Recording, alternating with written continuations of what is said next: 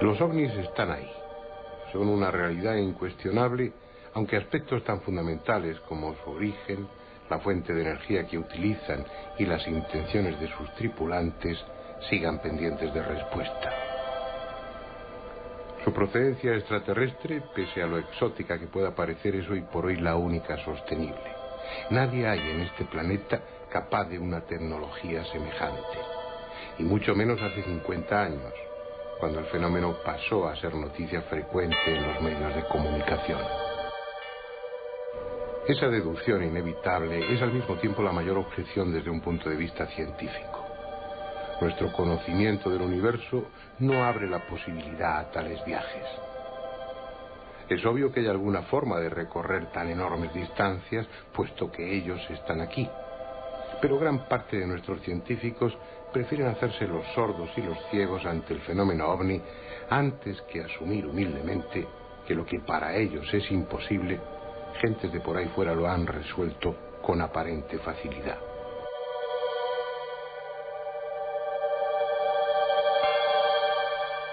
En el fondo da igual. Ellos, contumaces e indiferentes a la polémica que su presencia despierta, siguen paseándose por nuestro cielo, aterrizando en nuestros campos y entrando en contacto directo con algunos terrestres. Quizá muchos más de los que imaginamos.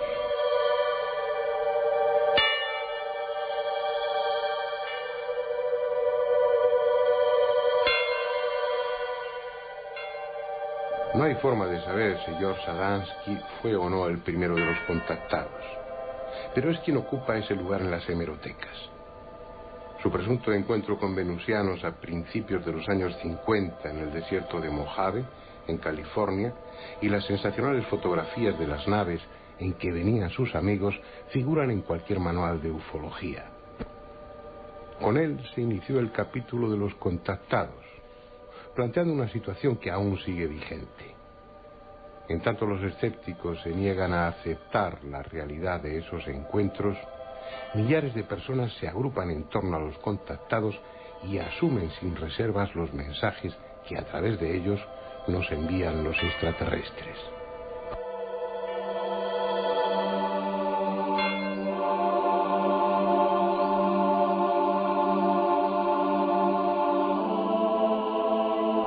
Mensajes que nos advierten del peligro nuclear, de los desastres ecológicos que estamos provocando, del riesgo de una nueva guerra mundial, etcétera, etcétera, etcétera.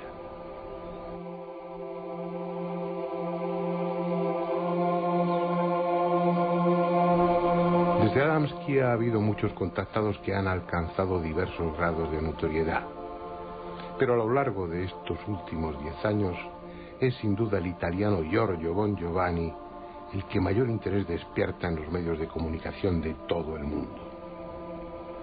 Su popularidad le ha permitido acceder a las más diversas instituciones militares, políticas y civiles, incluidos el Alto Estado Mayor de Rusia y la ONU, para dar a conocer el mensaje que le ha sido confiado. Probablemente uno de los factores que más ha influido en esa aceptación son sus estigmas.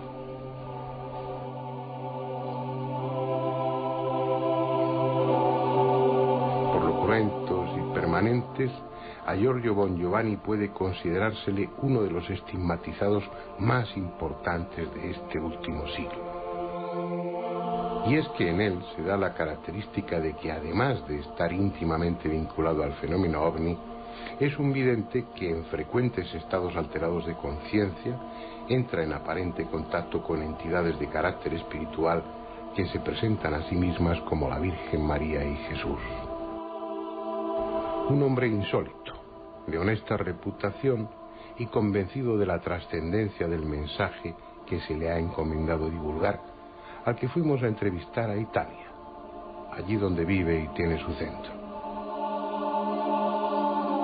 En aquella parte de la costa adriática los pueblos han perdido su carácter, primero pescador y luego industrial, para convertirse en centros de veraneo.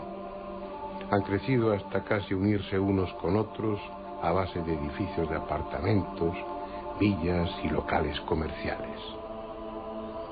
Sant'Elpidio a Mare es uno de esos pueblos. Antes vivía de la industria del calzado y ahora del turismo. Giorgio Bongiovanni vive allí con su mujer y su hijo, en un pequeño piso alquilado de una calle cualquiera.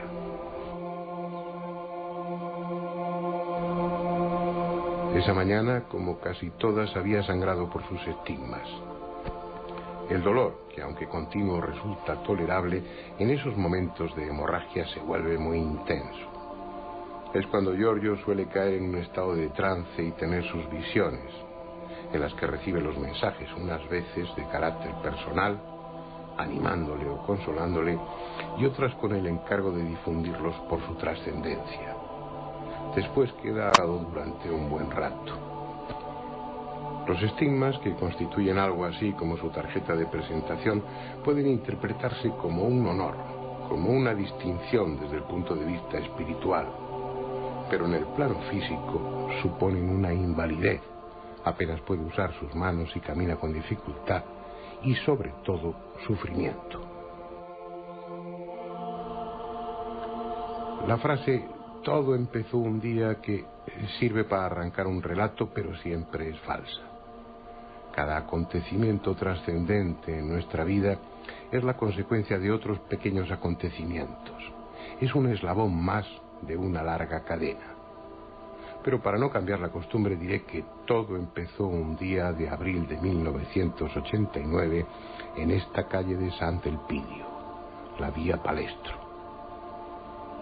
En el número 62 se levanta hoy un edificio de 2 plantas, pero entonces era un solar que servía de aparcamiento.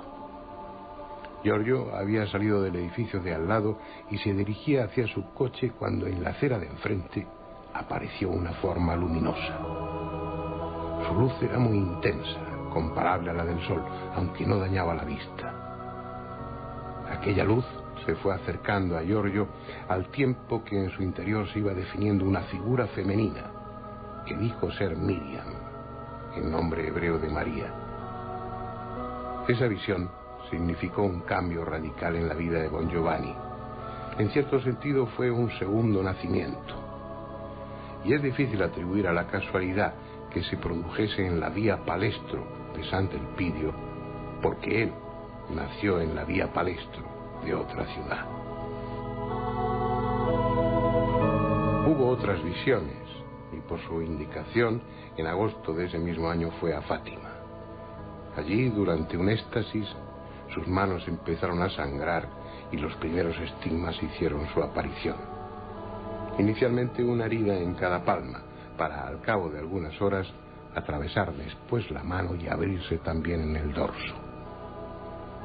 Como un extraordinario y cruel grafiti, los estigmas adoptaban formas curiosas, como símbolos o en prueba de su carácter extraordinario. Con el tiempo aparecerían otros estigmas en sus pies, en el costado y finalmente en la frente.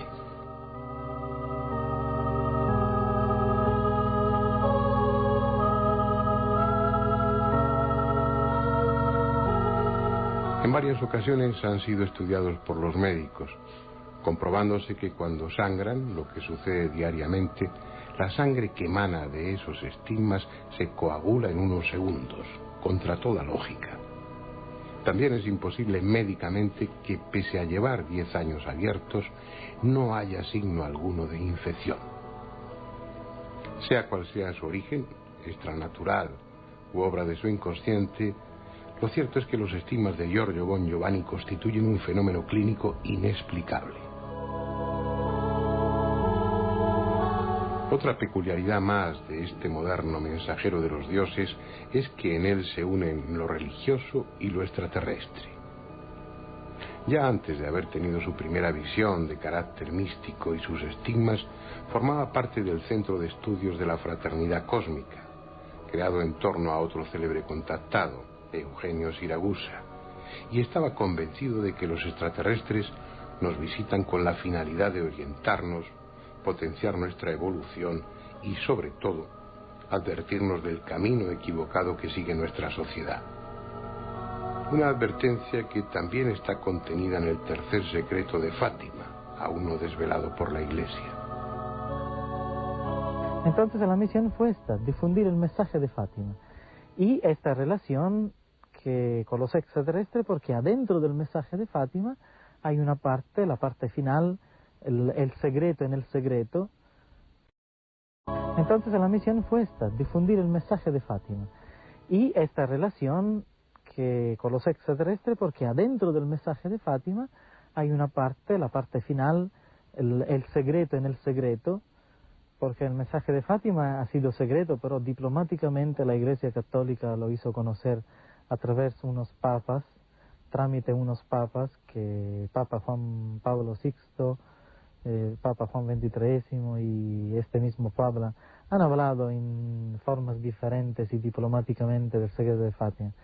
Entonces yo no he difundido un secreto que nadie desconoce, que nadie conoce, pero hay una parte que nadie conocía, y que cuando lo va a sacar el Vaticano todo el mundo se va a dar cuenta que es esta la parte de los extraterrestres. Es decir, en 1917 la Virgen de Fátima habla de un contacto final entre los hombres y seres cósmicos, o de acuerdo a nuestra forma de actuar. Este contacto entre los hombres y seres cósmicos es un contacto imperativo, una palabra imperativa. Entonces, esto para mí no hay duda que se trata del encuentro entre los hombres y seres extraterrestres. Y ahora explico por qué me convertí en un ufólogo, en un contactado, no sé cómo decirlo. Pero yo pienso que la ufología es seria, pero claro, la ufología seria, la ufología profunda es la única materia que en este momento está dando prueba y evidencia que este contacto existe y que un día u otro se dará en una manera impactante, global, porque los gobiernos se esconden, las iglesias se esconden, la ciencia no le interesa o hace la finta que no le interesa o lo estudia ocultamente. Entonces la única materia, la más polémica, la más atacada de todo el mundo es la ufología. Y es una paradoja, pero la ufología está demostrando que la profecía de Fátima en esta parte es real. Es decir, que efectivamente... Cuando menos hay una innegable coherencia. Prácticamente todos los que afirman estar en contacto con los extraterrestres y también los videntes que dicen recibir mensajes de la Virgen en los centros de apariciones marianas coinciden en que la humanidad está al borde del desastre como consecuencia de sus muchos errores. Un desastre que si no lo remediamos se nos viene ya encima.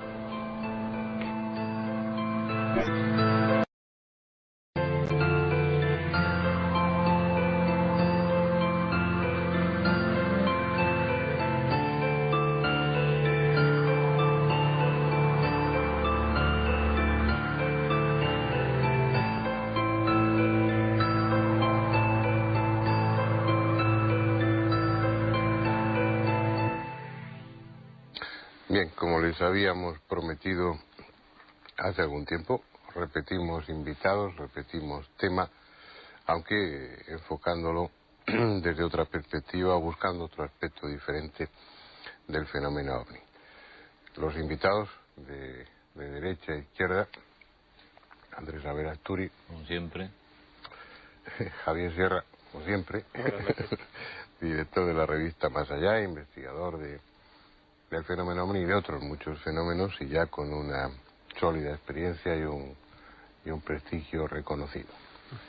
Juan José Benítez, escritor, periodista, el investigador del fenómeno OVNI más conocido. Sí. Bueno. Y Julio Marbizón, también ya si no un asiduo, gozosamente y afortunadamente para nosotros, pues un invitado frecuente en este coloquio, que entre otros temas, pues el fenómeno OVNI lo conoce también en profundidad y desde hace muchos años, y aplicando, como es norma en él, pues el sentido común en el momento de valorarlo y enjuiciarlo. Como comentaba en la introducción, dentro de los diferentes niveles de información que hay respecto al fenómeno OVNI, hay uno especial, que es el de aquellos que afirman estar en contacto con los extraterrestres, de los cuales una gran parte, la mayoría, muchos de los que estamos en esta mesa conocemos a algunos, llevan en la intimidad ese contacto y de modo alguno aceptarían hablar en los medios de comunicación de ello. Sin embargo, hay otros que, bueno, no solamente hablan públicamente de esa relación suya con los extraterrestres, sino que además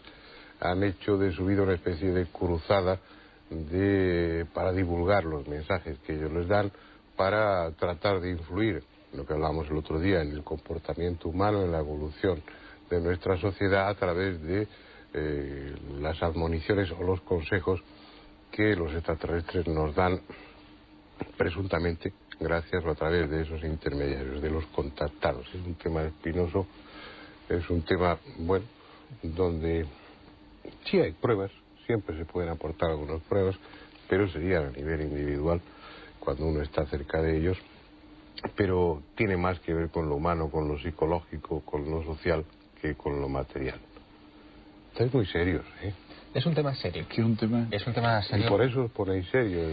Pues hombre, sí. Circunspectos, claro, diría yo. No, es que yo creo que nos da miedo. ¿Os da miedo? Nos da miedo porque, como tú decías muy bien, es un tema espinoso y es uno de los escalones, no sé si más altos o más bajos del fenómeno OVNI, muy complejo. Es decir, si ya el tema OVNI es difícil, entrar en si es cierto o no es cierto que determinada persona está o no en contacto con estos seres, a mí personalmente me abruma y sé que hay pruebas, algunas pruebas. Eso te iba a decir, tú lo conoces bien, pero un poco anticipándoselo a nuestros espectadores, que bueno, el otro día en el otro coloquio Javier comentaba pues lo de Montserrat, bueno, la cita era a través de un contactado. Vosotros, con toda seguridad, yo lo sé, tenéis experiencias a ese nivel donde se han producido avistamientos y estabais allí no por casualidad, sino porque el contactado había dicho que en ese lugar se iba a producir ese día.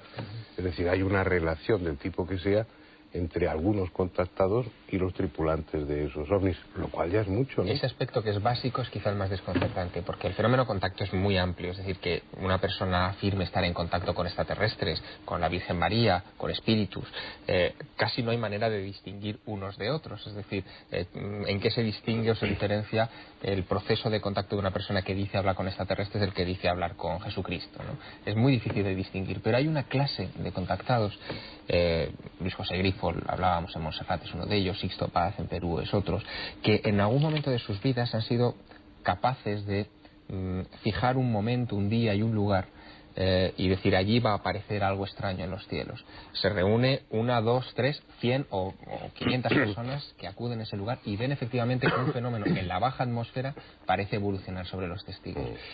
Ese vínculo, el de los avistamientos previa cita, probablemente dentro del aspecto del fenómeno contacto es el más claro vínculo de unión entre los contactados y el fenómeno OVNI, porque el resto puede ser cualquier otra cosa, no hay tanta... Pero eso sería el refrendo. Claro.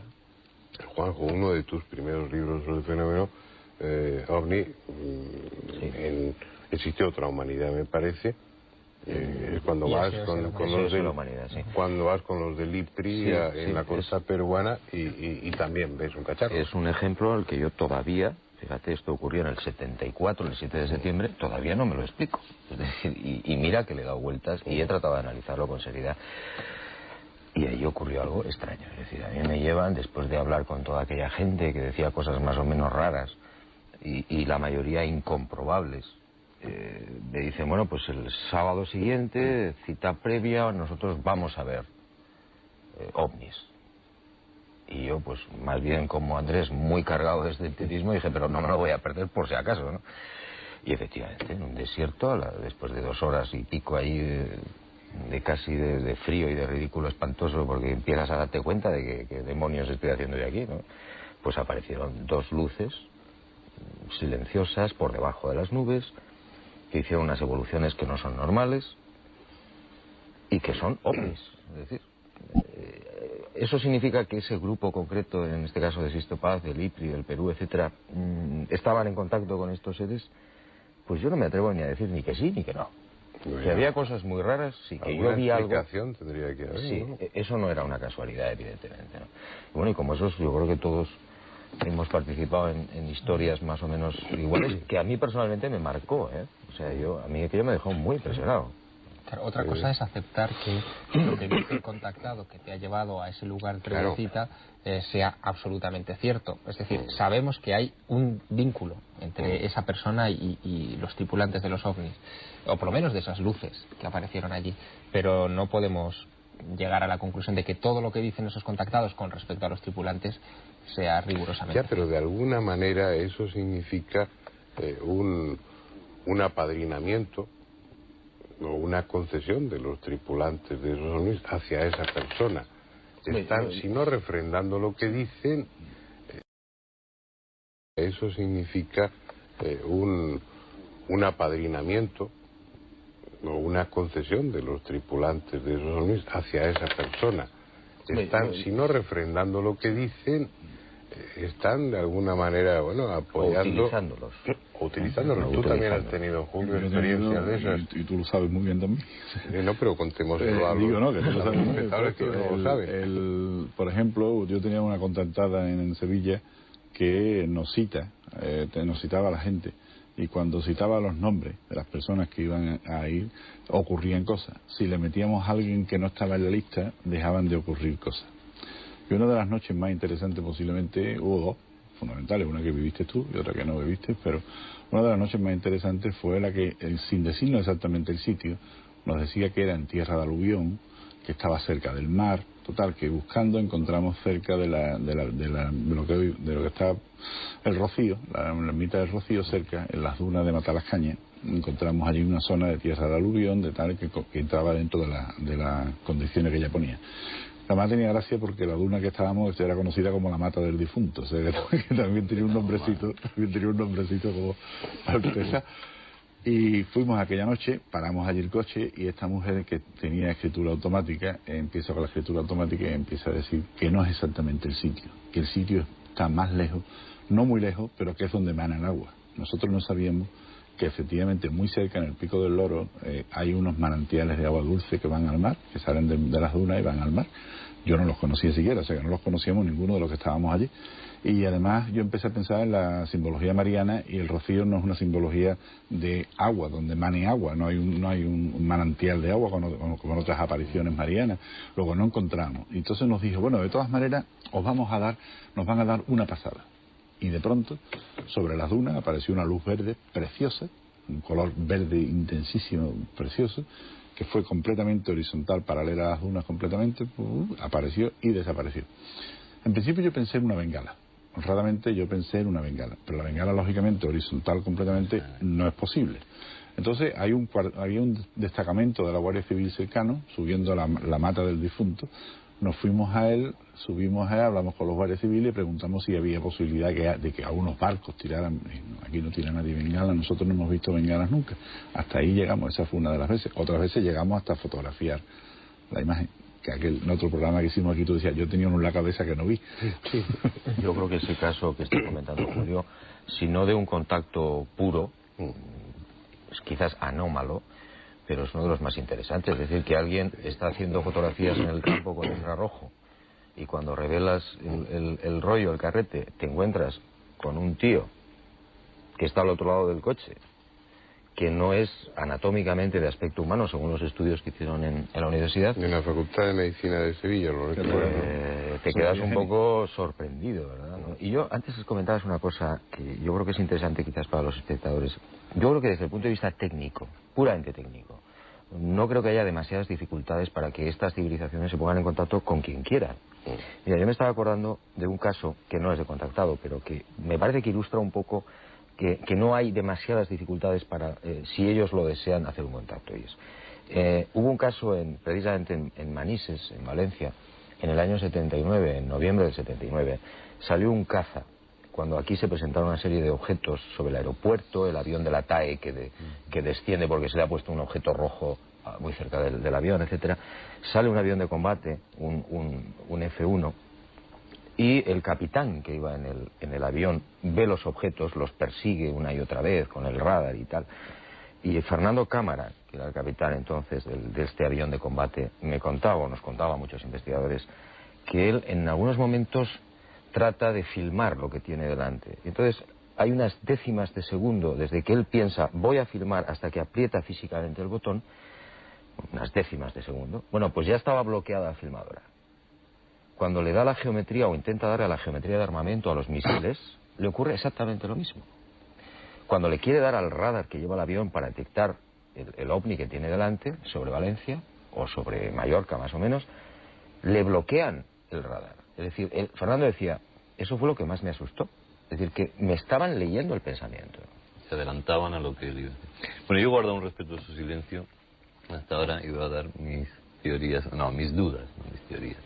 A mí el tema de los contactados es un tema que me parece terrible. Me parece mucho más terrible el de los abducidos, el de los que los pillan contra su propia voluntad, que también por lo visto se dan casos. Hay una mezcla que no termino de entender entre religiosidad, que tú la apuntabas un poquito, y tu amigo, que a mí no me cae nada bien, ya lo sabes, con Giovanni, por ejemplo, y todo esto, lo de la escritura automática, es decir, son normales los contactados porque todos hacen cosas raras. Entonces ya, cuando todos hacen cosas raras, pues también me mosquean, ¿por qué no Ya, contactan? pero el hecho de ser normales no quiere decir que estén enfermos. No, quiere decir, pero hacen escritura automática, cosa que yo habitualmente los martes por la tarde no hago. Ya, no, pero es que hay un proceso, por ejemplo, estaba hablando Julio de esa contactada de Sevilla, tristemente desaparecida, que además seguramente habrá también era una gente mujer normal, encantadora.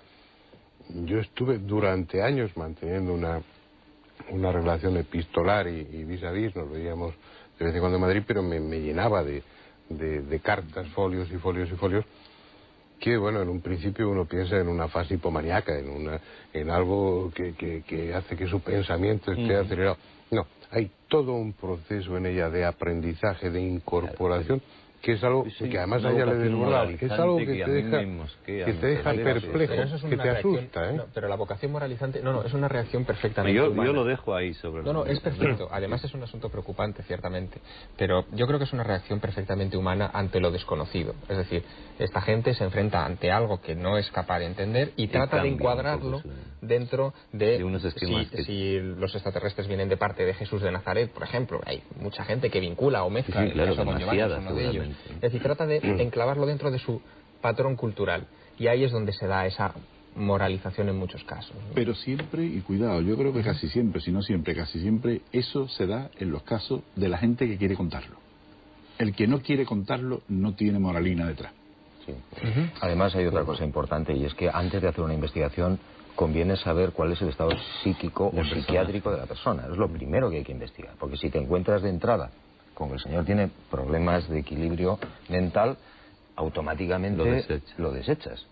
Lo que a veces ocurre... Yo pienso que se hace mal, creo que es una actitud demasiado expeditiva.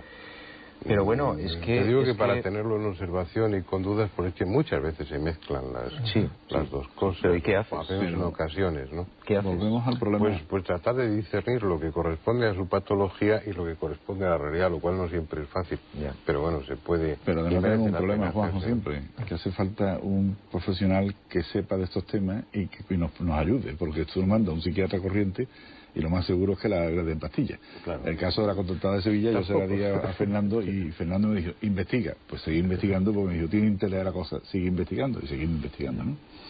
Y perdona porque me meto con los No, te diría que no, la mayoría de mis colegas la actitud de ese nivel no diagnostican una psicosis porque alguien oiga voces o porque haya visto cosas raras. Hace falta muchos más elementos de juicio para eso. Y lo frecuente es que digan, mire usted, yo no sé qué me está usted contando, no lo entiendo. Hay casos que esto no encaja en la manicomio, patología, pero te diría que son los menos, o porque se mezclan otras cosas, o porque, como dice Salvador, cuando un contactado pues ahí se le acoplan circuitos y a lo mejor Sí, incluso depende el del fenómeno momento. contacto lleva a perder un poco el norte, ¿no? Pero Fernando, hay momentos, depende incluso del momento social. Por eso yo recuerdo 2 casos en la época de Franco que el señor no tuvo ningún tipo de contacto, simplemente vio una nave en la carretera y lo contó. El hombre estaba muy asustado y acabó en el manicomio. Claro, pero Acabaron los dos en el Si manicomio. acabó en el manicomio solo por eso, es obvio que los que tendrían que estar allí ingresados son los psiquiatras que le dieron. Supongo que habría alguna razón más que esa, ¿no? En principio no, el señor estaba muy asustado, había visto en una carretera de Palencia un objeto muy luminoso, es decir, un caso más, y el hombre lo contó. Yo creo que cualquier persona, y fíjate, eso yo creo que Juanjo y Julio me darán la razón. cualquier persona que haya tenido un encuentro cercano con un ovni, cercano, no ver una lucecita lejana en el cielo, a esa persona se le han cambiado los esquemas mentales para el resto de sus días. Cuanto más cuando hay una aproximación o una comunicación o un intento de comunicación. Depende del nivel mental de la persona, ¿eh? Yo conozco a gente que ha tenido encuentros, y vosotros también, con humanoides, por ejemplo, que los han metido dentro, han hablado con ellos. Son gente de un nivel cultural no excesivamente alto y sus vidas han cambiado muy poco. En cambio, vosotros conocéis a un médico, por poner un ejemplo concreto de Canarias, que este hombre cambió radicalmente su forma de vivir. Es decir, yo creo que depende muchas veces de la sensibilidad de la persona y de su preparación mental, ¿eh? Y de las circunstancias, como tú dices, ¿no?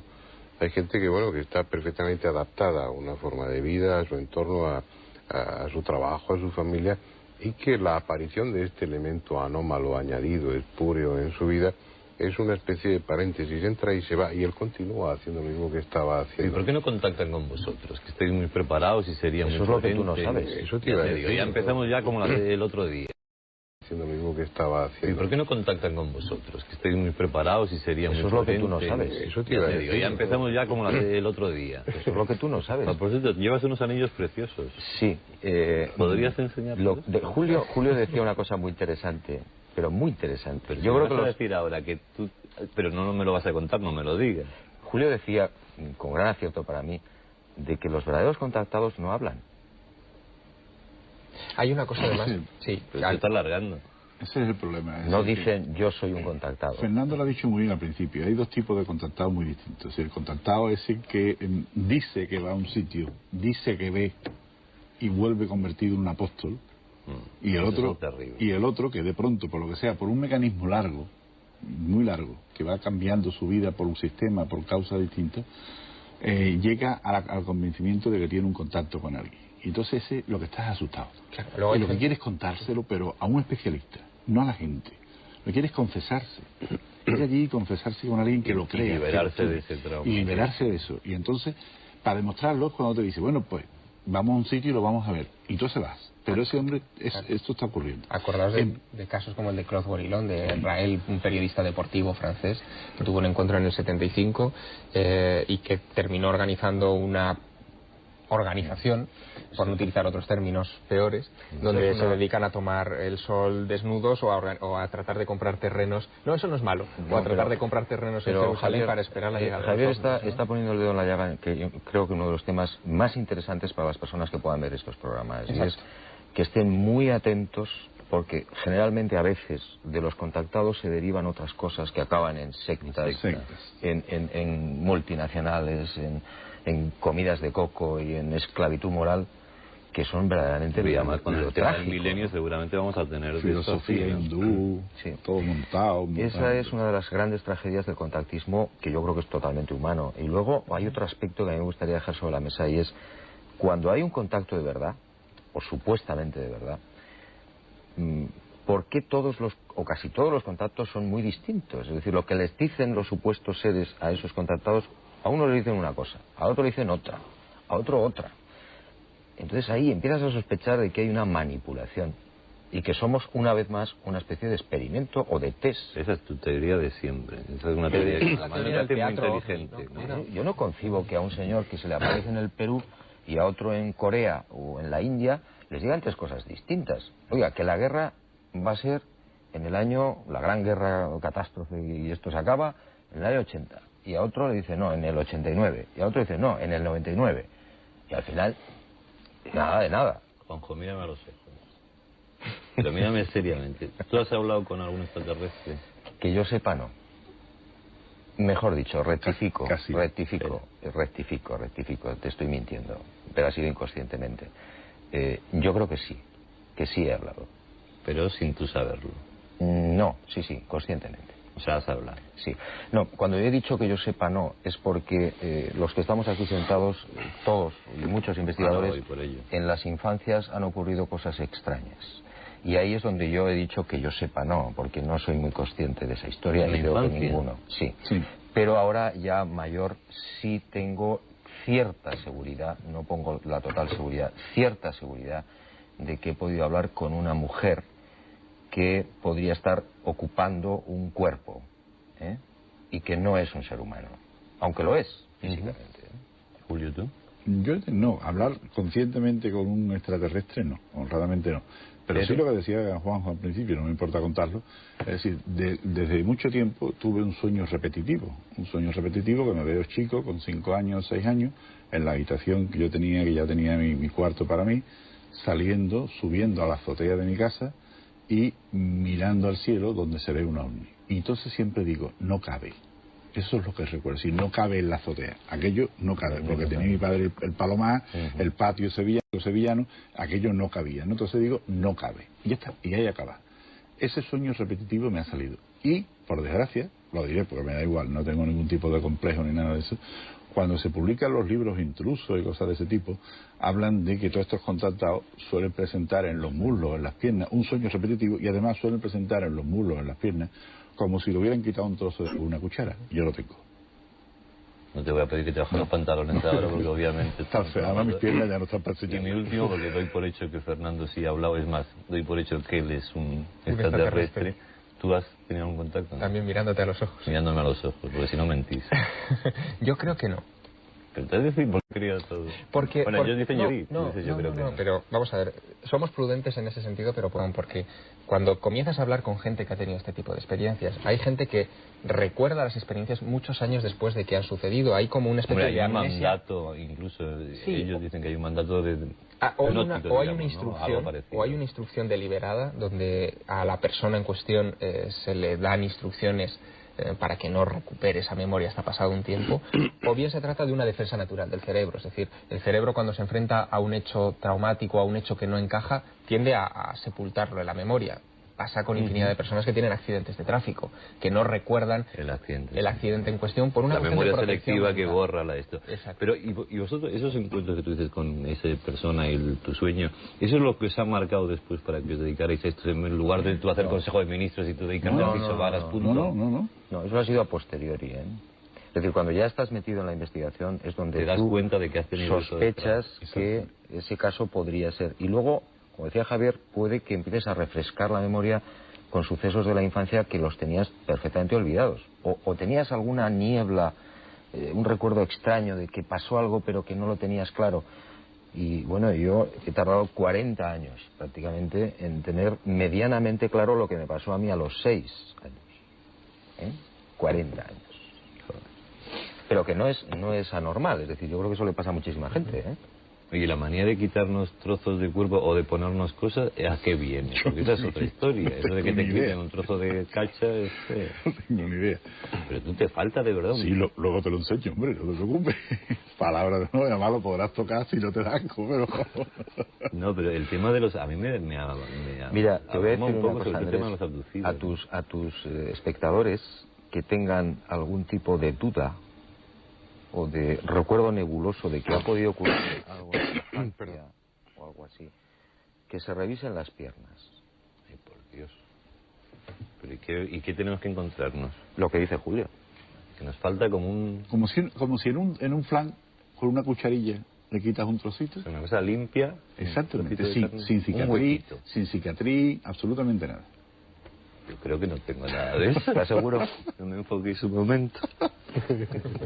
Ay, qué miedo, por Dios. O sea, entonces imagínate, ahora lo que acabas de decir tú, en casa todo el mundo mirándose las piernas y de repente hay un montón de gente que seguramente que tendrá eso. Oye, ¿será un antojo de la madre?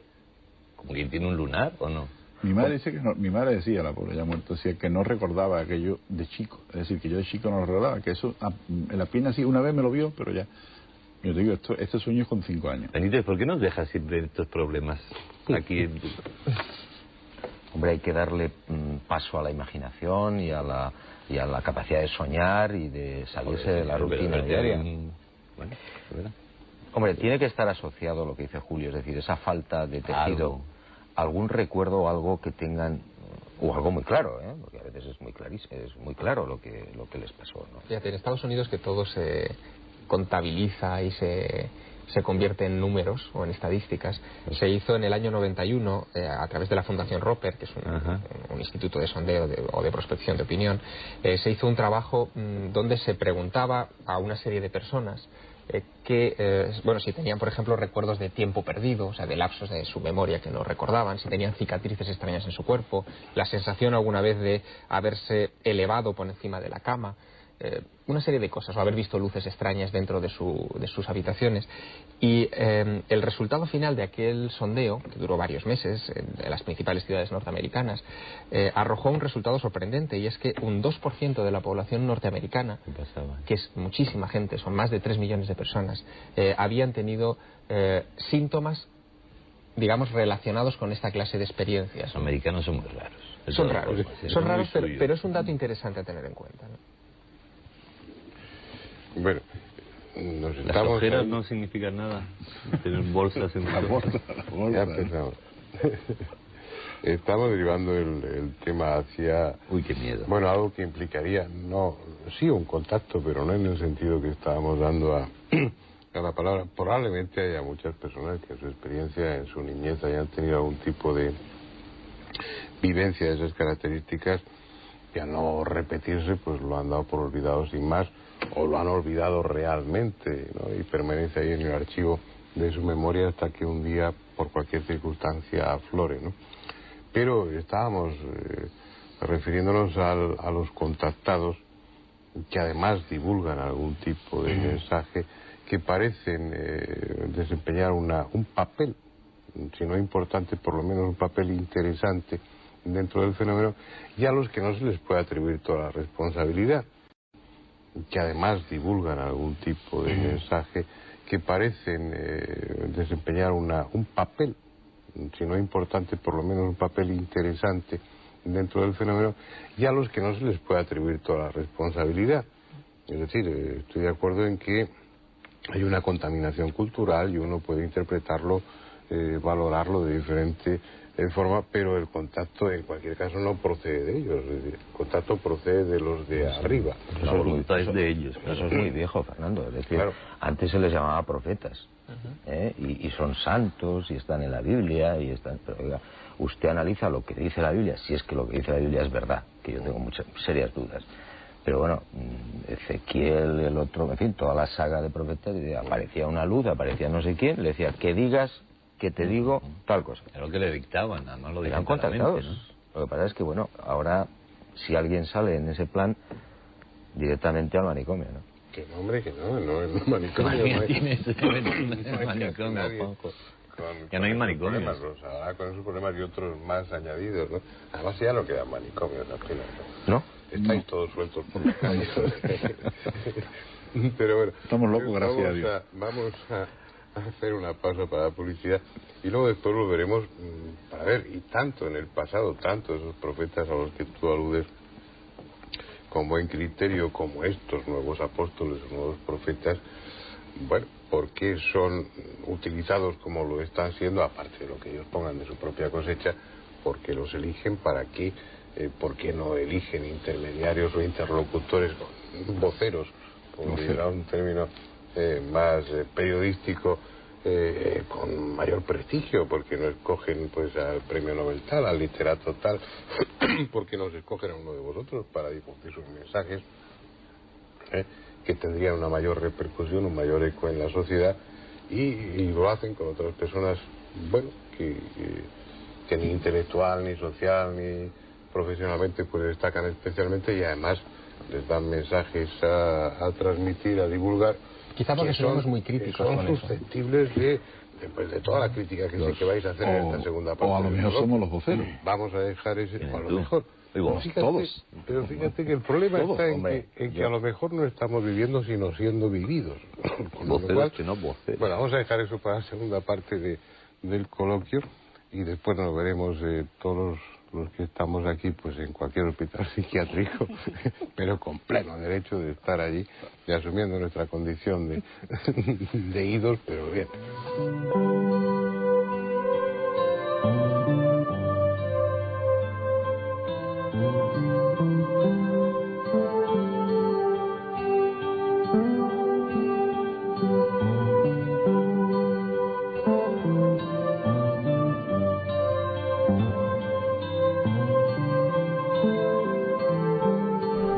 Alrededor de Giorgio Bon Giovanni se han ido reuniendo gentes venidas de Italia y de otros países.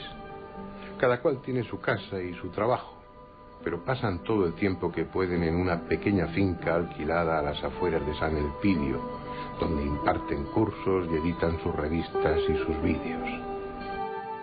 Y entonces hoy nuestra actividad se divide en dos aspectos.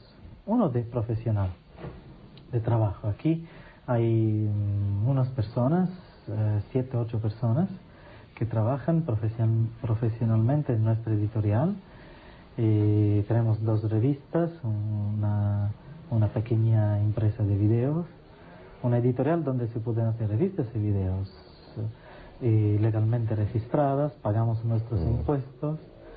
¿Y ganáis mucho dinero con las revistas y con los vídeos? Desgraciadamente no, porque el dinero en esta sociedad sirve, con el dinero se pueden hacer muchas cosas buenas y malas, y para las personas honestas, como somos nosotros, podemos hacer cosas muy buenas. Pero en esta actividad, tú sabes, quizás me puedes ser maestro en esto, porque tienes muchos años de profesión como periodista, como editor, y no sé, con los ovnis, con estas materias es difícil que puedes ganar. Pero recuperamos nuestros gastos. Soy muy feliz que puedo tener la posibilidad que unos chicos que pueden trabajar, y es una de las metas que quiero lograr, de poder dar una idea a chicos que han tenido experiencias difíciles, tenebrosas, con la droga o con la violencia, y uno de estos chicos trabajan aquí conmigo y que se sienten bien, se sienten vivir bien la vida haciendo revistas de OVNI o de problemas sociales, espirituales, en lugar de tomar droga o de vivir en la calle. Eso me hace feliz. En esto, esa es la parte profesional. La otra, aquí es también una asociación cultural, non siamo soli, espiritual, donde vienen personas que quieren, cuando tenemos la posibilidad de hacer conferencias pequeñas aquí o en el mundo. Salvo por la prohibición de fumar, de la que amablemente fuimos dispensados, no parece haber allí otras reglas que las indispensables para la normal convivencia cuando se reúnen en su tiempo libre. En justicia, hay que decir que aquello tiene más de club social que de secta, como sus detractores afirman que son. Abiertos y acogedores, sin actitud fanática alguna, constituyen un grupo heterogéneo de las más diversas edades y formación, unido en la creencia de que los mensajes recibidos por Bon Giovanni son auténticos y merecen ser divulgados lo más ampliamente posible. Algo que por el carisma de Giorgio, por sus estigmas o porque sus hermanos cósmicos le ayudan, se está produciendo. Y hasta los militares rusos le abren sus puertas, aunque él no le dé demasiada importancia. Todo el mundo, me recuerdo, hace 10 años en esta visión me dijo: tiene que ir a Rusia, tiene que darlo a los jefes de Estado. Ahí yo, honestamente, me recuerdo que me pregunté, y yo soy un vendedor de accesorios post-zapatos, ¿cómo puedo ir a Gorbachev, a presidente Reagan, estaba Bush en este momento? Es imposible. Y yo hice esta pregunta, ¿cómo puede ser? Y la respuesta fue: yo te abriré las puertas. Ahora, haciendo revisionismo, mirando atrás, efectivamente ha sido casi un milagro encontrarme con personalidades. No he tenido grandes entrevistas, pero sí he podido hablar íntimamente, casi íntimamente, con unas personalidades del mundo y preguntarles, hacer entrevistas y darle este secreto de Fátima. Ahora no sé cómo lo han tomado. Quizá algunos se han reído y otros han reflexionado. Gorbachev fue una persona que me abrió las puertas por Rusia.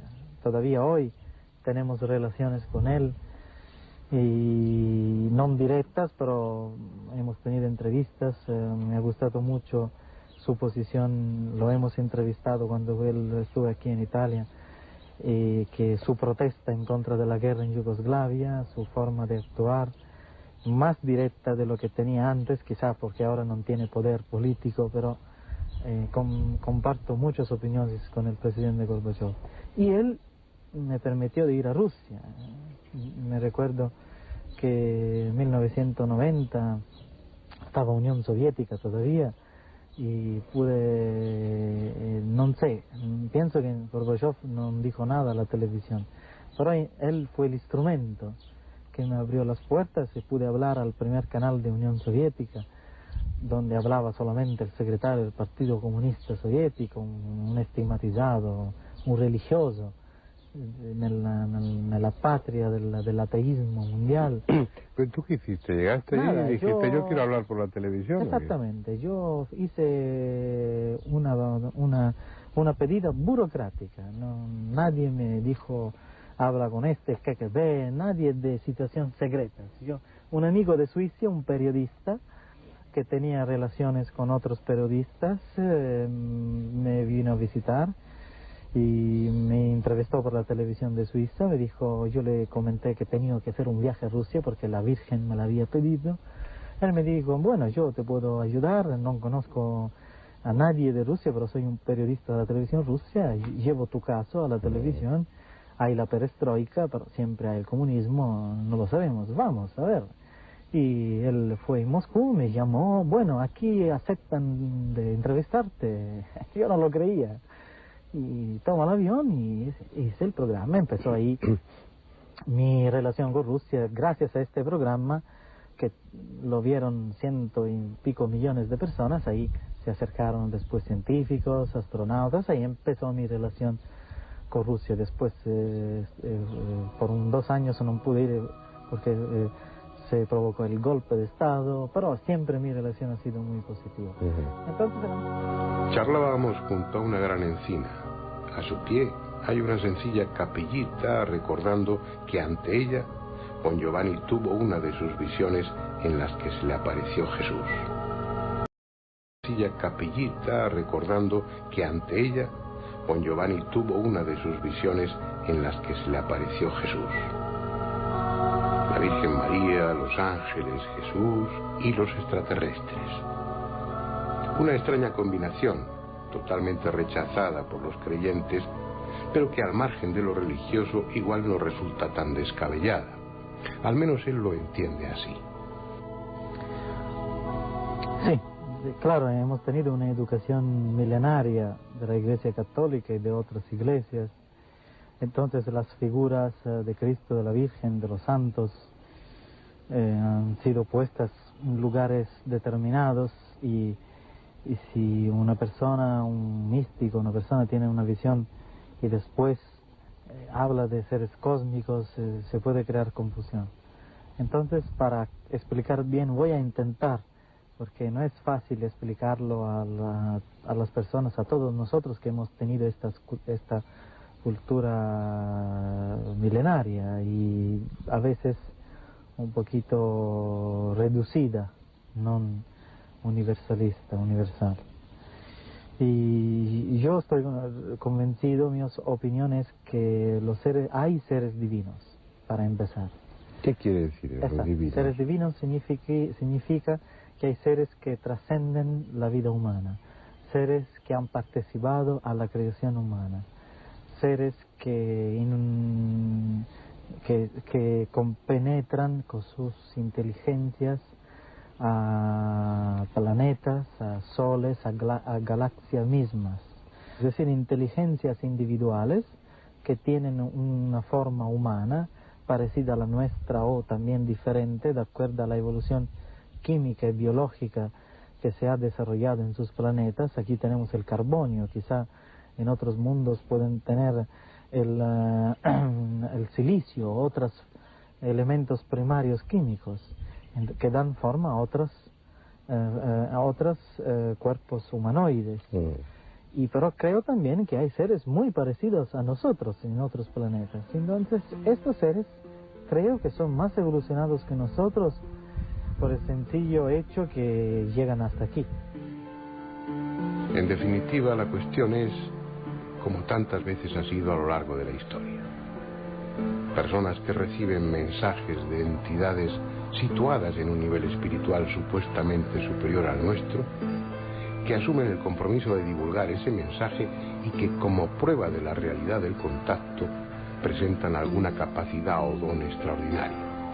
En el caso de Giorgio Bon Giovanni, sus estigmas. Lo que sucede a partir de ahí ha dependido y sigue dependiendo de la oportunidad y contenido del mensaje y sobre todo de la fe de los demás. La mayoría de los mensajeros y sus comunicados han pasado al olvido sin pena ni gloria, pero unos pocos han cumplido con creces su objetivo, influyendo decisivamente en la historia de la humanidad.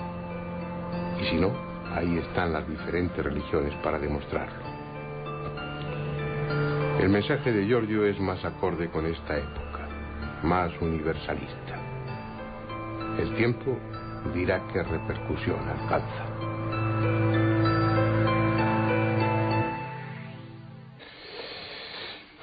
Bueno, mientras estaban imponiendo la publicidad, los anuncios, aquí en la mesa hablábamos de cosas. Suele suceder esto. En los intermedios se comentan algunas cosas que me parece que conviene traerlas al coloquio, que son muy interesantes.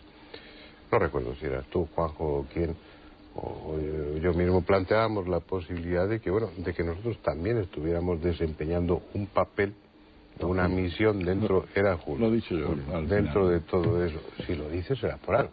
Hombre, lo digo por razón. ¿Por qué razón escribe Juanjo 35 libros, 30 y tantos libros de OVNI? ¿Por qué razón doy yo 2000 conferencias o más, sin broma, sin decíamos, que superan posiblemente las 2000 de OVNI en instituto, universidad, en sitios donde la gente hay que abrirse la mente? ¿Por qué? No somos los voceros esos normales, es decir, no los que no traen un mensaje, un tipo de no, pero sí estamos hablando de algo, hablando de una forma normal, viendo que somos personas normales, que hablamos de cosas normales, y a la gente eso debe llegarle. Posiblemente estamos movidos por hilos, no lo sé, pero posiblemente.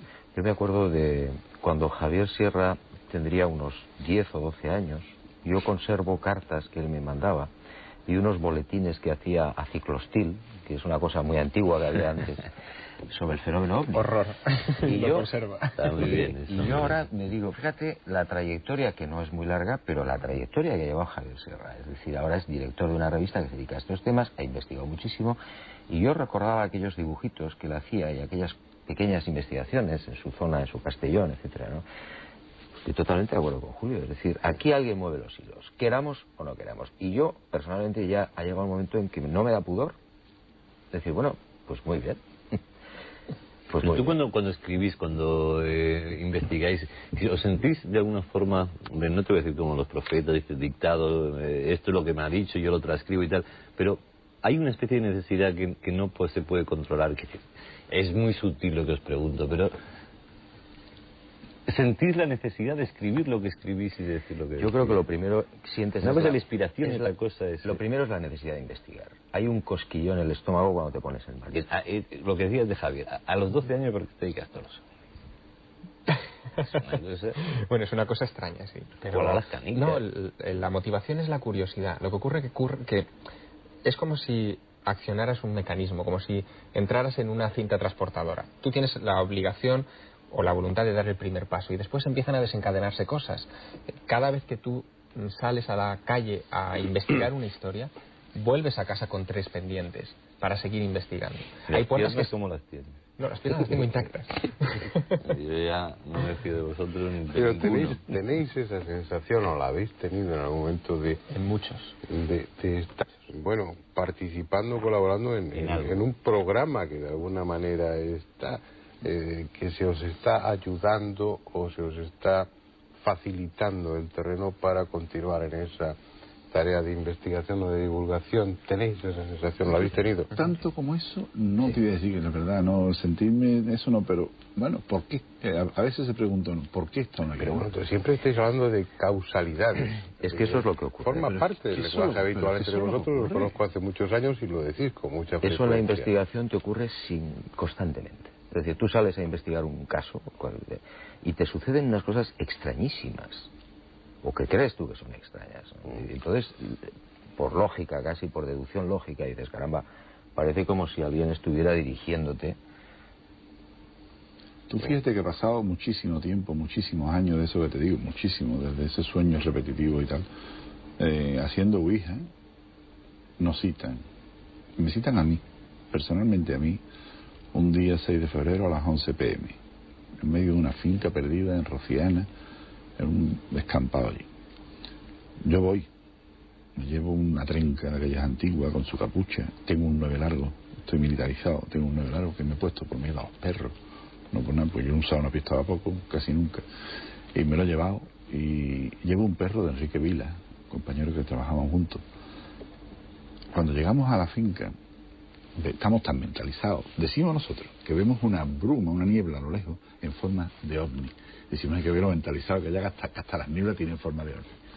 Como decían solo, Enrique y otro compañero del pueblo de Almonte se van fuera de la finca y me dejan solo con el perro. El perro, que está acostumbrado a ir allí, un perro joven, sale, salta, da 2 vueltas, se asusta y se mete en el coche y dice que ya no sale más esa noche en absoluto. Y nada más irse Enrique y Rafael, la niebla aquella que era un ovni empieza a extenderse y nos rodea por completo. Una niebla baja, de a 5 o 6 metros no se veía absolutamente nada, en cambio para arriba veías perfectamente, veías las estrellas. Tanto que pongo encima del coche una luz de destellos amarillos pensando que no van a encontrar después cuando vuelvan esta gente. Probamos un walkie-talkie que tenemos, estamos hablando de hace mucho tiempo, no había teléfonos móviles y esas cosas, probamos un walkie-talkie, funciona perfectamente. Y a las 11:10, yo espero allí solo, con mi capucha puesta, un frío horroroso, la humedad de la niebla, de pronto en medio de la niebla aparece una luz a 2 metros o 3 de altura, por un fogonazo. Para mí más que una cosa es un fogonazo, que me da calor en la cara, y que yo vuelvo la cara y veo aquella luz, y a mí se me erizan todos los pelos del cuerpo. Y aquello desaparece. La niebla se va, intento hablar con Enrique, con el otro por el walkie-talkie, no hay forma, yo a ellos los oigo perfectamente, ellos a mí no me oyen absolutamente nada, y al rato ya podemos establecer otra vez la comunicación, digo, esto se ha acabado, se va a la niebla, el perro se muere a los 2 días, no se sabe por qué. No estaba envenenado, no tenía epilepsia, pero el perro muere a los 2 días, no se hace autopsia. Error de Enrique, eso se lo he dicho muchas veces, aunque sea médico, hay un error ahí de no hacer una autopsia del perro, pero el veterinario nos dice que no es ni por envenenamiento, ni por epilepsia, ni nada, pero tiene unas contracciones y muere, un perro de 1 año y medio, joven, un cocker. Y cuando volvemos a hacer la ouija me dicen, Julio tenía miedo. Y yo, claro, miedo no, terror. Y el perro, imagínate. Y el perro, que jugaba siempre, se bajó, se metió en el coche y no se bajó más del coche. Mira, Fernando, yo acabo de recordar una anécdota oyendo a Julio, ¿Eso qué es? Que es significativa sobre el tema este de los investigadores como parte del engranaje de toda esta cuestión.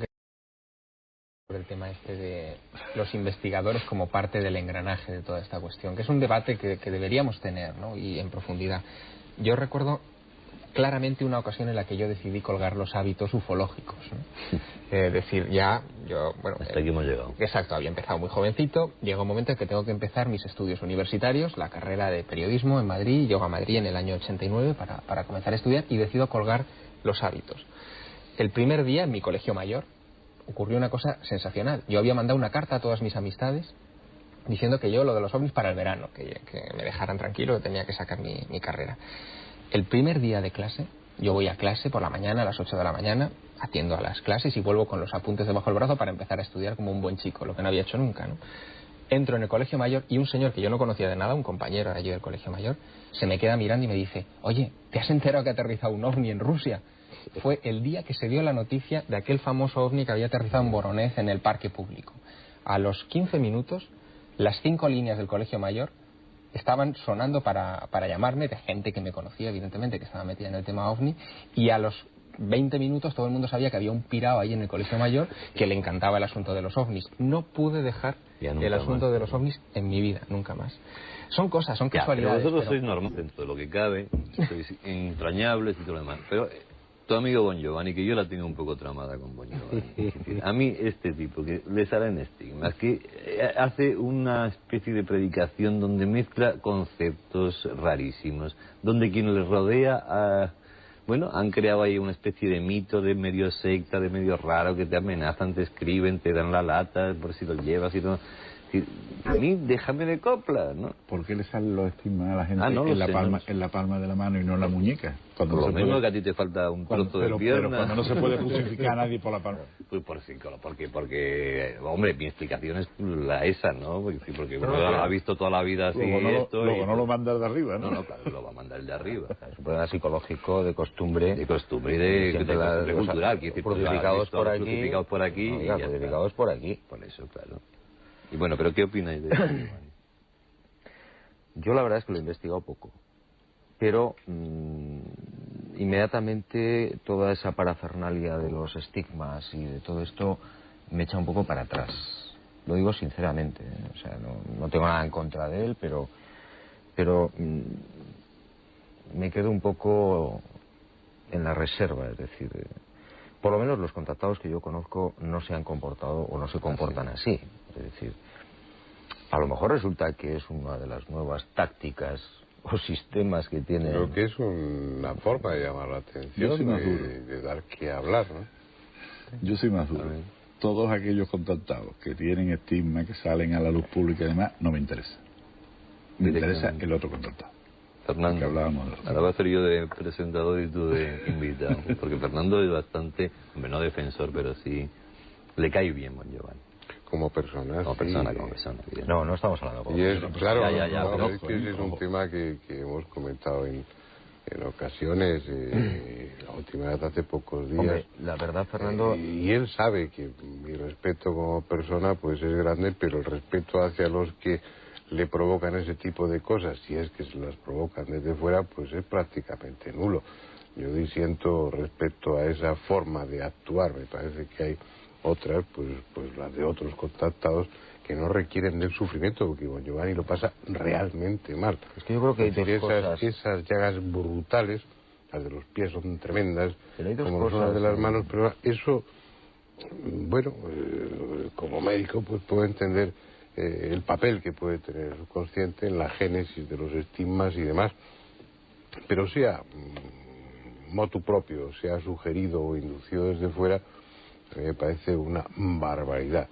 Sí, yo creo que yo distingo dos cosas en este personaje, y es, por un lado, la difusión o el tratamiento que hace del fenómeno puro, que en muchos momentos es una difusión correcta. Es decir, él tiene una revista, da conferencias, en fin, hay un tratamiento que puede ser discutible o no, pero que a mí me parece bastante correcto. Y luego la otra historia de los estigmas y tal, que ahí ya yo... A lo mejor todo eso va junto. Bon Giovanni ha alcanzado unos niveles en su profesión de contactado, o en su misión, por ser más respetuoso, que no han alcanzado otros contactados. Es decir, bueno, pues Gorbachov en su momento le estrechaba la mano a Bon Giovanni, los de la KGB...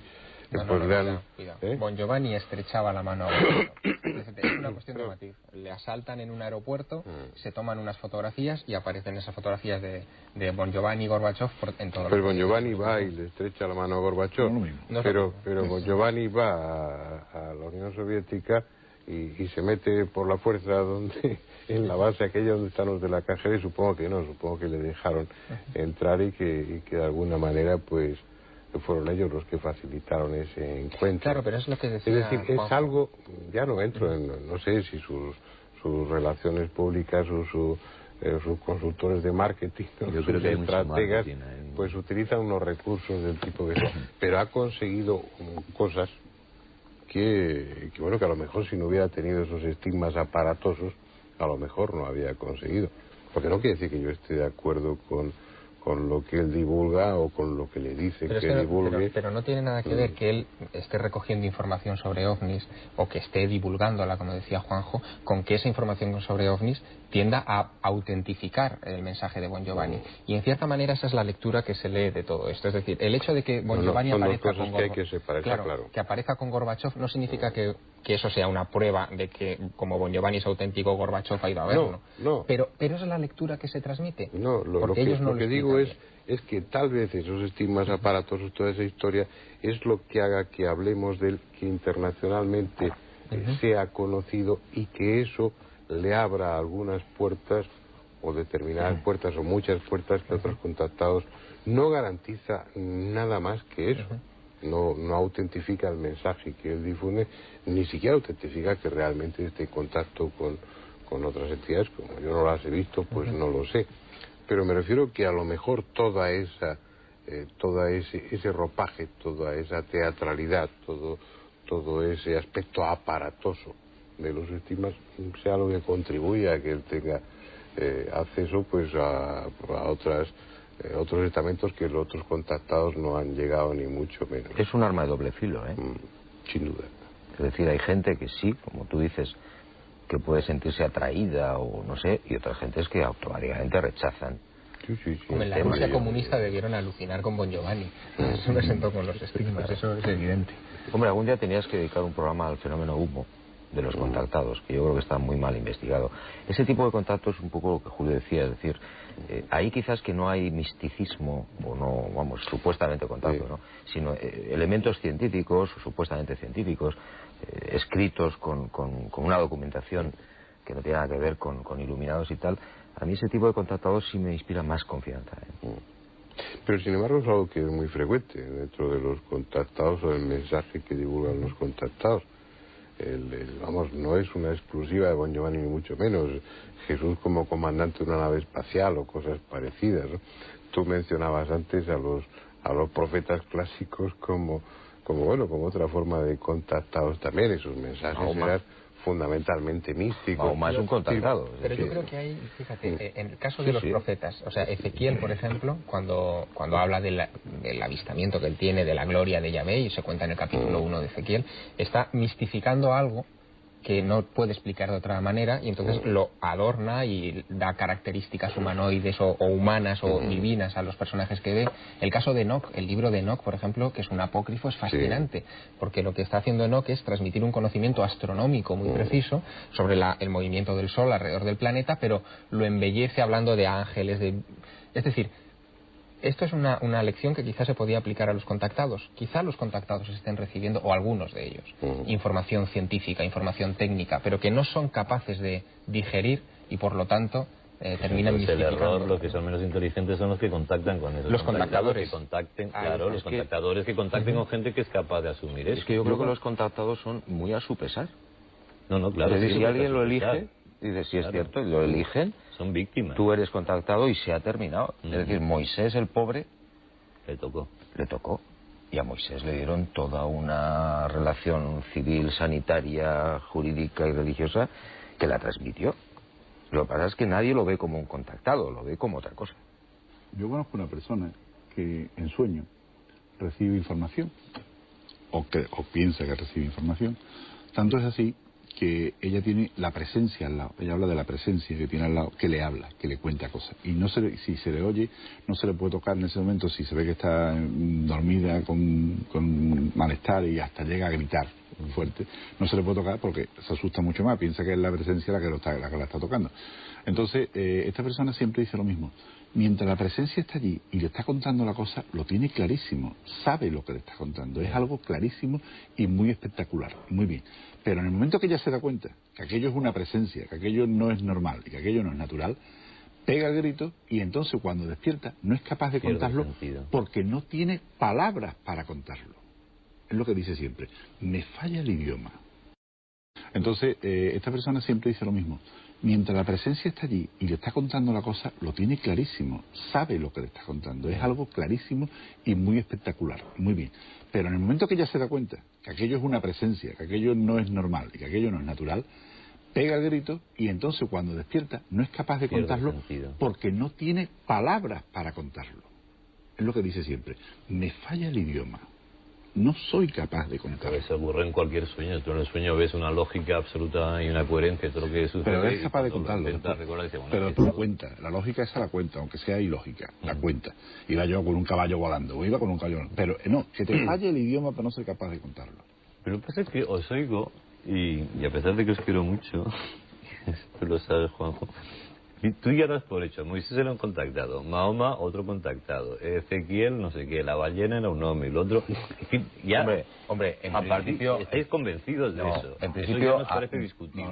Sí, es discutible, no cabe duda. Ahora, por lo que sabemos, es decir, por lo que está escrito, las descripciones que te hacen todos estos personajes, hay unas entidades que están al margen, Los ángeles. con naves o sin naves, con columnas de fuego o carros de fuego o lo que sea, que están manipulándolos. Es decir, ven aquí que te voy a decir para que les digas. A mí me resulta tan difícil creer en un extraterrestre como en un ángel en todo caso. Pues ya me quedo con los ángeles que son más bonitos y más con alas y son tan Bueno, oreja derecha. los ángeles habría mucho que hablar también. Ya no, oye, ya, ¿para qué te voy a citar los ángeles? Ahora me salís todo y me tengo que ir de aquí, porque los ángeles también serán... ¿Qué? No, yo creo que los ángeles son Por definición, entidades espirituales, entre comillas. Sí, ¿no? que estáis... Son mensajeros. O mensajeros. Estamos ahí una cosa que parece que en la que estáis de acuerdo, y es que hay una elección. Es decir, oye, tú ven aquí y te vas, ya seas Moisés, ya seas Don Giovanni, seas Adamski, en el supuesto de que se le conceda también ese crédito, que a mi juicio también, porque no, es Porque normal. no, es más, perdona, hay fotografías hechas 20 y 30 años después de Adamski que son idénticas. Sí, las mismas naves, estoy de acuerdo. Pero bueno, ¿cuáles pueden ser las motivaciones? Hablábamos el otro día de cuáles son las intenciones de ellos, de qué papel jugamos nosotros en toda esa historia. Hace unos momentos pensábamos hasta qué punto vivimos o somos vividos, o se nos facilita el camino, o se nos marca un sendero más o menos ancho para que lo sigamos. Tiene que tener un sentido eso, es decir, ¿por qué escogen? ¿Para qué? Forma parte del experimento, es para que nos vayamos concienciando poco a poco, es para que hagamos alarde de nuestro sentido crítico y vayamos siendo capaces de desbrozar, de quitar, separar el trigo de la paja. Yo no, el tema de los contratados puede, perdona Javier, que no hable muy favorablemente de los humanos, de algunos humanos que voluntaria o forzadamente se ven obligados a desempeñar ese papel, pero luego no parece hablar muy a favor de los instigadores, así como en Moisés, pues no, todo aquello no hablaba muy a favor de tu primo Yahvé, pues aquí tampoco los mensajes de los contactados y la actitud de los contactados no parece reflejar o dar una buena imagen de los Muy otros buena de ahí gente. arriba, ¿no? Hombre, yo creo que ahí hay una cuestión de falta de visión panorámica del problema. Nosotros estamos mirando cosas muy concretas de toda la problemática del contactismo y no tenemos una visión de conjunto, que es lo que nos impide llegar a la comprensión. Por ejemplo, ¿qué sentido tiene, desde un punto de vista, digamos, de narración, el hecho de que Moisés y todo el pueblo elegido estuviera 40 años dando vueltas por el desierto, detrás de una columna de nube que les guiaba de día y de una columna de fuego que les guiaba de noche? Y que además, cada vez que se acercaba a cualquier pueblo vecino, eso lo cuenta el Éxodo, el tal Yahvé se dedicaba a machacar sistemáticamente a esos pueblos, impidiendo que, ahora, visto con una perspectiva mucho más moderna, más contemporánea, ahora cuando conocemos las leyes de la genética, por ejemplo, se podría incluso interpretar como una cuarentena genética. Es decir, en la antigüedad, cuando un pueblo se encontraba con otro, incluso después de una batalla, había mezclas, había matrimonios, había violaciones, había lo que fuera, y había una mezcla. Es como si el tal Yahvé hubiera querido aislar genéticamente a ese pueblo. Es una lectura que se puede hacer hoy porque hemos avanzado en el conocimiento de eso. No quiere decir que sea la correcta, pero nuestro entendimiento de este tipo de problemas va avanzando a medida que nuestro conocimiento científico o nuestro conocimiento sobre la realidad también lo va haciendo, ¿no? Yo creo que ese es un poco el problema, es un problema de óptica, al fin y al cabo. Sí, yo estoy totalmente de acuerdo. Es decir, tenemos algunas piezas sueltas, pero el puzzle no hemos sido capaces de armarlo y ni creo que seamos capaces todavía, ¿no? Es decir, dentro de 10.000 años o de 5.000 años podríamos entender algo de por qué aparecen unos contactados en Europa o en América en el siglo XX que dicen unas cosas. Bueno, pues a lo mejor ahora decimos, bueno, a lo mejor son gente que está difundiendo un tema, que está tratando de abrir las mentes de las personas, no sé, podría ser cualquier cosa. Hay otro tipo de cosas que está en la misma ciencia, que no es un contacto, no es el contactado que estamos hablando aquí, pero que hay algo también que nos llama mucho la atención, que es que, ¿por qué en aquella época, en esas épocas en que la comunicación no era buena, no era fácil, las mismas fórmulas matemáticas o las mismas fórmulas químicas, que se conocemos tantas que llevan 2 o 3 nombres, salen en 2 sitios distintos a la vez en un momento dado? ¿Por qué? Pues esa es la gran Si no hay pregunta. comunicación, si no hay nada. Esos son Ya, contactados, pues, se les ha imbuido algo, se les ha dicho por dónde hay que buscar el camino, se les ha inyectado, se les ha dirigido. Es un poco inquietante, ¿no? El que estéis tres especialistas en la materia, con sobrada experiencia, y lo que se esté barajando, lo que queda flotando aquí sobre esta mesa es la impresión de que, bueno, de que no estamos hablando de un fenómeno lejano del que somos observadores, sino que estamos hablando de algo en lo que estamos implicados no como personas, sino como especie, que estamos históricamente, tenemos que ver con esa historia. Ellos están aquí o nosotros estamos allí, formamos parte de lo mismo, pero en modo alguno es un fenómeno que, bueno, que comienza hace unos 50 y pocos años y Esto es muy antiguo. Y que, bueno, lo vemos, que si son materiales, que si no, que si dejan huellas, que si el radar los...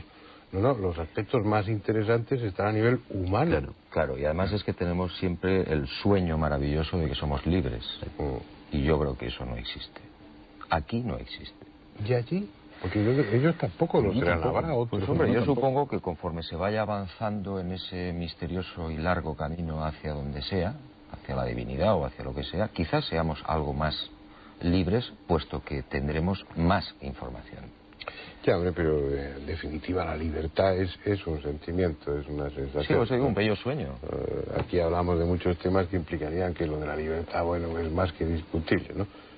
Si hay otro tiempo, otra dimensión desde la que contemplarlos, estamos viviendo aquello que podemos vivir exclusivamente. Tenemos 1000 opciones constantemente donde elegir, pero siempre elegimos una, y por alguna razón. Es decir, bueno, lo que importa es tener la sensación de ser libres. Yo no me conformo con eso, a mí me gustaría serlo de verdad. Sí, y probablemente lo serás, o lo seremos. Cuando la calmemos. Pero no aquí, claro. Pero no está bien. No aquí. Bueno, es un tema muy, muy interesante. Espero que a ustedes también se lo haya parecido. Lo que está claro es que lo que comentaba hace unos momentos, el fenómeno no es algo que esté ahí, sino que está aquí mismo. Dentro de nosotros, entre ustedes, formando parte de la historia humana y con unas... me venía a la memoria pues ese título, era de Andreas, La granja humana. El muñeco humano. O el muñeco humano, la granja humana de Salvador, ¿no? Pero bueno, sin llegar a esos extremos, pero uno se queda incómodo con esa sensación de... Estoy formando parte de algo y que no me sé el guión, estoy haciendo un papel y no sé de qué va esta historia. En fin, las cosas son así, no de otra manera. Pues nada más, vamos a dejar el programa en este momento de aquí y la semana que viene les esperamos con algún otro tema que deseo que sea de su interés. Hasta entonces, gracias a nuestros invitados y aquí les esperamos.